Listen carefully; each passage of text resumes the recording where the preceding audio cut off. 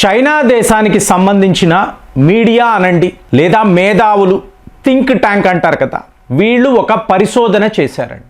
ఇది ఎంత ముఖ్యము అంటే వాళ్లకు అలాగే భారత్కి కూడా. అంటే ఇవాళ ప్రపంచ దేశాలు, అది అతి ముఖ్యమైన దేశాలు, వీళ్ళు భారత్తో కొత్త రకమైన ఒప్పందాలు చేసుకోవాలని ఎందుకు ఇంతలాగా ఉవ్విళ్ళూరుతున్నారు అంటే క్యూ కడుతున్నారు. వరుస పెట్టి వీళ్ళ నాయకులు భారత్కి రావడము, ఈ ఒప్పందాల్లో సంతకాలు చేయడం. గత 9 నెలల్లో మీరు చూశారనుకోండి, 12 అతి ముఖ్యమైన అగ్రిమెంట్స్ వీళ్ళు భారత్తో వేసుకున్నారు. అంటే మనము వీళ్ళతో 12 అగ్రిమెంట్స్, ఆల్ ఇంపార్టెంట్. సో ఇది ఎందుకు వీళ్ళు చేస్తున్నారు? వాట్ ఈజ్ కుకింగ్ అంటే భారత్కు ఉన్న ఈ ప్రత్యేకత ఏమిటి? ఎందుకు వీళ్ళు ఇది చేస్తున్నారు?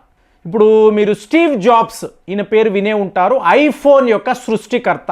ఈయనేమన్నారంటే, నువ్వు ఒక వ్యాపారము చేస్తున్నావు అంటే ముందు నువ్వు ఒక హీరోగా గుర్తించు. సో నువ్వు హీరో అయితే నీకు ఒక విలన్ ఉంటాడు కదా, సో నీ ప్రత్యర్థి విలన్. సో ఆ విలన్ ఏం చేస్తున్నాడో గమనించు, దానికి తగ్గట్టుగా నువ్వు ఎత్తులు పై ఎత్తులు వెయ్యి, నీ యుద్ధములో గెలువు అంటే నీ వ్యాపారంలో గెలుపు సాధించు. ఇది స్టీవ్ జాబ్స్ మీకు బిజినెస్లో ఉన్న వాళ్ళకి ఇచ్చిన అతి ముఖ్యమైన ఒక సూత్రం. ఆ టైంలో ఆయన సోనీ యొక్క బ్లాక్బెర్రీ ఫోన్, దానిని అలాగే చూశాడు, విజయము సాధించాడు. సో ఇప్పుడు భారత్ ఏం చేసింది అంటే, మనము ఈ చిన్న చితకా దేశాలు అంటే జనరల్గా భారత్ యొక్క ఎనిమీ అంటే ఏంటి? పాకిస్తాన్ అంటాం. నిజంగా పాకిస్తాన్ మన ఎనిమీ అండి. బంగ్లాదేశ్ అంటే మన నుంచి విడిపోయిన చిన్న చిన్న భాగాలు, వీళ్లతో మనకు శత్రుత్వం ఏంటండి? ఉంటుందా అలాగా? కానీ అలాంటి ఒక ప్రచారాన్ని అందరూ చేశారు. ఇదేదో ఒక క్రికెట్ మ్యాచ్ లాగా, అబ్బా భారత్ పాకిస్తాన్పై విజయము సాధించింది, 61 రన్స్ విక్టరీ. ఇదంతా నిజమా? మీకు ఆ రోజు 4-5 గంటల్లో అయిపోయే వ్యవహారము. మీరు మన ఆర్థిక వ్యవస్థ, మన యొక్క ఫారిన్ పాలసీ, మనము మన చుట్టూరుతో ఉండే దేశాలను ఎలా చూస్తున్నాం, ఇదంతా చూడాలి కదా. కానీ ఇక్కడ గమనించాల్సిన విషయము, చైనా వాడు ఇంత కీన్గా ఈ అబ్జర్వేషన్ ఎందుకు చేస్తున్నాడు? ఇన్ని దేశాలు, ఇన్ని ఎఫ్టీఏలు, ట్రేడ్ ఒప్పందాలు, వీళ్ళందరూ భారత్తో ఎందుకు వెయ్యాలనుకుంటున్నారు? ఎందుకు ఇలా క్యూ కడుతున్నారు? ఏమిటి ఇందులో ఉండే మిస్టరీ? చైనా వాడు ఎందుకండి ఇది చెయ్యాలి? ఇప్పుడు మనం చేయడం లేదు. ఇప్పుడు భారత్లో ఈ లెవెల్ ఆఫ్ అనాలిసిస్ నేను చదివినప్పుడు నాకేమో అనిపించలేదు. మన వాళ్ళు అంత డెప్త్గా చేయలేకపోతున్నారు. చైనా వాడు చేస్తాడు. ఎందుకు చేస్తాడు మీరు ఆలోచించండి. వాడికి ఏంటంటే అంత ఇంట్రెస్ట్ అంటే, ప్రతి దగ్గర అంటే మనము ఒక ఎఫ్టీఏ వేస్తున్నాము అన్నప్పుడు దానిలో లోతుగా వెళ్ళారు అనుకోండి, ఫస్ట్ మనం చైనానే టార్గెట్ చేస్తున్నాము. ఇది వాడు గమనించాడు, ఎవరు గమనించలేదు. నాకు తెలిసి జీడిపిలో అన్నప్పుడు అమెరికా అంటాము, అలాగే సెకండ్ పొజిషన్లో చైనా అంటున్నాము, ఇప్పుడు మనము థర్డ్ పొజిషన్లోకి రాబోతున్నాం. సో ఆటోమేటిక్గా మన ఛాలెంజ్ ఎవరితో అండి? చైనానే కదా, తరువాత అమెరికా. మరి ఇరు దేశాలను గమనించండి, ఎలాంటి ఒక ప్యానిక్లో ఉన్నారు. మన మిత్రుడు చెప్తున్నారు, యుఎస్ నుంచి వచ్చిన మిత్రుడు, ఈ సెనేటర్స్ అందరూ వెళ్ళారండి డొనాల్డ్ ట్రంప్ దగ్గర. అసలు ఆ మోదీ నీకు ఫోన్ చేయడం కాదురా, నువ్వు ముందు ఫోన్ చెయ్యి, లేకపోతే మనం మునిగిపోతాము, ఫోన్ చేసి ఆ ట్రేడ్ డీల్లో సంతకం పెట్టు. చేశాడు కదా. చేసి ఏంటి? మేకపోతు గాంభీర్యం. సో ఫైనల్గా భారత్ మాకు సరెండర్ అయిపోయింది, మోదీ గారు నాకు ఫోన్ చేసి మాట్లాడారు, ఇవన్నీ చెప్తాడు కదా. వీడి అబద్ధాలు వీడివే. కానీ జరిగిందేంటి? అమెరికా వాడు భారత్తో ట్రేడ్ ఒప్పందానికి ఒప్పుకున్నాడు. ఇలాగా 19 ఏళ్ళుగా వెయిట్ చేస్తున్న యూరోప్ యూనియన్ ఆ రోజుల్లో ఎలా ఉండేదండి? వీళ్ళు కూర్చుంటే, అయ్యా బాబు ఒక్కసారి మీరు ఆ ఫ్రాన్సుకో యూకేకో వెళ్ళండి, బతిమాలండి, ఏదో ఒక రకంగా ఈ డీల్ని కుదుర్చండి, దీనివల్ల మనకి ఎంతో కొంత బెనిఫిట్ ఉంటుంది, వాడి దగ్గర ఏదో మంచి ఆయుధాలు వచ్చాయంట కదా, వెళ్ళండి, వెళ్ళి ముందు అది కొనుక్కోండి, మనకు అవసరం. ఇలా ఉండేదండి, మనం పరిగెట్టేవాళ్ళం. అలాంటిది వీళ్ళు ఇవాళ మన దేశానికి వచ్చి అసలు భారత్తో ఇలాంటి ఒక ఒప్పందము చేసుకోవడమే మాకు అదృష్టము అని మాట్లాడుతున్నారంటే, ఎప్పుడు జూన్ నెల 2025 సైప్రస్ అనబడే దేశం. సో ఇక్కడ మొదలైంది. జూలై అన్నాము, యునైటెడ్ కింగ్డమ్తో ఫ్రీ ట్రేడ్ అగ్రిమెంట్. అక్కడ నుంచి మీరు చూసారనుకోండి, ఈ ఫ్రీ ట్రేడ్ చేసుకునే ఒక గ్రూప్ ఎక్కడ? యూరోప్లో ఐస్లాండ్ అంటాము, స్విట్జర్లాండ్, అలాగే మీకు నార్వే, వీళ్ళతో ఒప్పందాలు. ఇక డిసెంబర్ నెల ఓమాన్ అన్నాము, న్యూజిలాండ్ అన్నాము, జనవరి నెల యూరోప్ యూనియన్, ఇప్పుడు ఫిబ్రవరిలో ఇక్కడ ఈరోజు నేను ఈ వీడియో మాట్లాడుతున్న టైంలో ఆర్టిఫిషియల్ ఇంటెలిజెన్స్ మీద ఒక అతిపెద్ద సమ్మిట్ జరుగుతుంది.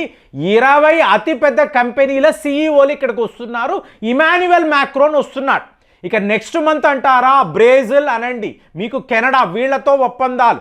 ఇక అమెరికా గురించి విడిగా మాట్లాడక్కర్లేదు. ఫిబ్రవరి నెల ఇది జరిగింది. ఇన్నిన్ని దేశాలతో ఇంతంత పెద్ద ఒప్పందాలు వీళ్ళు ఎలా చేసుకుంటున్నారు? ఇందులో చూడండి, చైనా వాడి యొక్క కీ ఇన్సైట్ అండి, ఎంత గొప్పగా అనాలిసిస్ చేశాడంటే, వాడు అక్కడ గ్రీస్ గురించి మాట్లాడుతున్నాడు. ఎక్కడా చూడలేదండి. గ్రీస్ ఎందుకు వచ్చింది? గ్రీస్ అన్నప్పుడు ఒక యూరోప్లో ఒక దేశం కదా. ఇక్కడ భారత్ వరుస పెట్టి తమ మిలిటరీ ఎక్సర్సైజెస్ నిర్వహిస్తున్నారు. ఎందుకు అంటే అజర్బైజాన్, టర్కీ అని మనం అనుకుంటాం, కాదండి. గ్రీసులో ఉన్న పోర్టులు అంతా కూడా చైనా ఆధీనంలో ఉన్నాయి.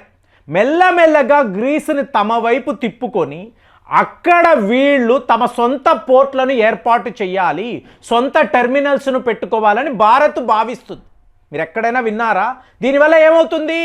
బెల్ట్ అండ్ రోడ్ ఇనిషియేటివ్, ఇది యూరోప్ వెళ్ళాలి అనుకోండి, గ్రీస్ నుంచే వెళుతుంది. అక్కడ ఒక చెక్ పాయింట్ వీళ్ళు పెట్టబోతున్నారు. అంటే మన బెల్ట్ అండ్ రోడ్ ఇనిషియేటివ్ని భారత్ దెబ్బ కొట్టడానికి ఏ స్థాయిలో వీళ్ళు వ్యూహము రచిస్తున్నారు. ఇక్కడ పిఓకే వద్దే ఆగిపోయింది, ఇప్పుడు గ్రీస్ వద్ద ఆగిపోతే దాటి యూరోప్లోకి వెళ్ళలేము. అదే భారత్ మెడిటరేనియన్ సీ నుంచి నేరుగా, గ్రీస్ ఒక మిత్రదేశము కదా, సో వాళ్ళ నుంచి వీళ్ళు యూరోప్లోకి వెళ్ళిపోతారు. అలాగే అర్మీనియాకు ఆయుధాలు ఇచ్చారు. ఆయుధాల రూపేణ అర్మీనియా ఒక ఫ్రెండ్లీ కంట్రీ, ఇటు నుంచి యూరోప్లోకి వెళ్ళగలరు. ఎన్ని రకాలుగా వీళ్ళు చైనాను దెబ్బ కొట్టడానికి, భారత్ హీరో అయితే చైనా విలన్ కాబట్టే వీళ్ళు ఇంత లెవెల్లో వర్కౌట్ చేస్తున్నారు. అంటే ఫ్రెండ్స్, ఇక్కడ ఒకటండి, మనము ఒక 6000 సంవత్సరాల క్రితము ఏమైతే చేసామో, రాముడి కాలములో ఈ ప్రపంచ పాలకులు అని మాట్లాడుతున్నాం. ఎలా అయ్యారు? యుద్ధాలు చెయ్యలేదండి. యుద్ధాలు అనేవి మనం చెయ్యలేదు, కానీ మన శత్రువుని మనం గెలుస్తాం. రాజా విక్రమాదిత్య కాలంలోనూ ఇదే జరిగింది. అంటే ఒక ఉప్పు అని మాట్లాడతాం. ఇవాళ మేము గురుతీర్థము అని తయారు చేస్తున్నామండి మా సిద్ధ వైద్యులతో కలిసి. గురుతీర్థము అంటే ఇందులో మెయిన్ ఉప్పే, ఉప్పు మీదే పరిశోధనలు. అలాంటిది ఈ ఉప్పుని పెట్టుకొని ప్రపంచంలో ఎన్నో దేశాలను మనం ఎలాగ మనతో వ్యాపారం చేసే విధంగా చేసాం. ఉప్పు అనండి, మిరియాలు అనండి, వీటిని పెట్టుకొని యుద్ధాలు చెయ్యలేదండి.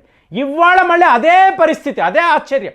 మళ్ళీ అలాంటి ఒక స్ట్రాటజీయే వర్కౌట్ చేసి అన్ని వైపులా, ఐస్లాండ్ ఎక్కడ ఉంది, నార్వే ఎటు ఉంది, ఇటు యుఏఈ ఏంటి, యుఏఈతో అయితే 2022లోనే ఒప్పందాలు అయిపోయి, ఫ్రీ ట్రేడ్ అగ్రిమెంట్. మరి ఇటువైపు చూసారనుకో, న్యూజిలాండ్ ఫాస్టెస్ట్ FTA, ఆస్ట్రేలియాతో 2022లోనే. సో యావత్ ప్రపంచానికి భారత్ కావాలి. భారత్తో వ్యాపారము అనేది చాలా చాలా ముఖ్యము. ఒక రిలయబుల్ ఎయిలీ అన్నట్టుగా ఒక పిక్చర్ను మనం క్రియేట్ చేసాం. ఈ విధంగా అమెరికాకు దెబ్బ, చైనా వాడికి దెబ్బ. ఒకప్పుడు చైనా వాడు ఇదే చేసేవాడు, ప్రతి వాళ్ళు చైనాకు పరిగెత్తారు. ఇవాళ చైనా కాదు, భారతే కావాలి. అంటే మనము హీరో అయ్యేము, చైనాను విలన్గా ప్రపంచానికి చూపించాము. ఇది 2020 నుంచి స్టార్ట్ అయింది. ఇవాళ మనము ఎలా శాసిస్తే ప్రపంచ దేశాలు అలా వినే ఒక పరిస్థితిని భారత్ క్రియేట్ చేసేసింది. ఇది మీరో నేనో మాట్లాడడం లేదండి, చైనా వాళ్ళ మేధావులు. ఇలా మనం ఊరుకుంటే రేపు భారత్ టోటల్గా ఈ ప్రపంచాన్ని కబళించేస్తుంది.